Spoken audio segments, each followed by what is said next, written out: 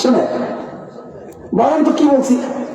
কুত্তার আসনে জামাইয়ের আসন খালি কেন? ওজন মুখস্থ করে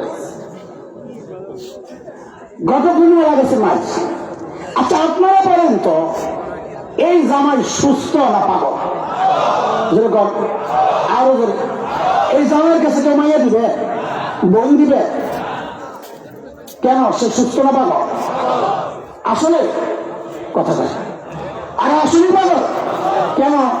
সেরা মেহমান, সেরা একজন বাদ দিয়ে গেছে ময়লা খেতে, এই জন্য সে কি? তো বোঝা গেল এই মজলিসে অনেক পাগল আছে। কেন?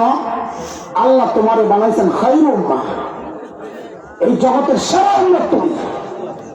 সেরা উম্মতের জন্য সেরা নবী আল্লাহ পাঠায় বলছেন লাকাদ মান্নাল্লাহু আলাল মুমিনিন, শুরুর আয়াত।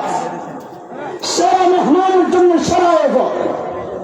তুমি সেই নবীর আখলাকের চরিত্র, সেই নবীর জীবন, সেই নবীর সবকিছু, পারিবারিক জীবন, সামাজিক জীবন, রাষ্ট্রীয় জীবন সব বাদ দিয়া তুমি গেছো ইহুদি, নাসারা আর মুশরিকদের মতো চলার জন্য, ওই মায়া অনুকরণ করার জন্য।